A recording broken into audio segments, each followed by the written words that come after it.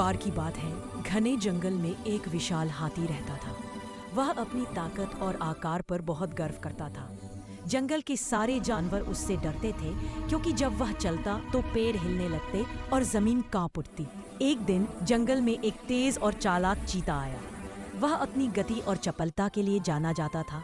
हाथी ने उसे देखा और हंसते हुए बोला, अरे छोटे चीते, तुम्हारी यह तेज चाल मेरी ताकत के आगे कुछ नहीं। चीते ने मुस्कुराकर कहा, शायद तुम सही कहते हो, पर ताकत से ज्यादा जरूरी है समझ और गति। हाथी को यह बात बुरी लगी। उसने चुनौती दी, चलो देखते हैं कौन ज्यादा शक्तिशाली है। दोनों ने एक प्रतियोगिता तय की। पास की नदी से पल लाकर राजा शेर को देना था। जैसे ही संकेत मिला, चीता हवा की तरह दौड़ पड़ा। हाथी ने धीरे धीरे चलना शुरू किया, लेकिन रास्ते में कीचड़ और झाड़ियों में फंस गया। दूसरी ओर चीते ने अपनी फुर्ती से सभी बाधाएं पार कर ली और कुछ ही समय में पलों के साथ शेर के पास पहुंच गया।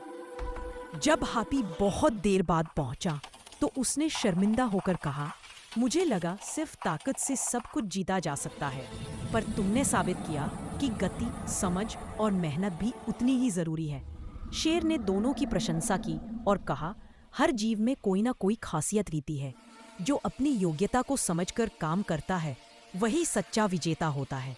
उस दिन के बाद हाथी ने कभी किसी को छोटा नहीं समझा और चीता उसका अच्छा मित्र बन गया। सीख: अहंकार हमें कमजोर बनाता है, जबकि बुद्धिमानी और विनम्रता हमें जीत दिलाती है।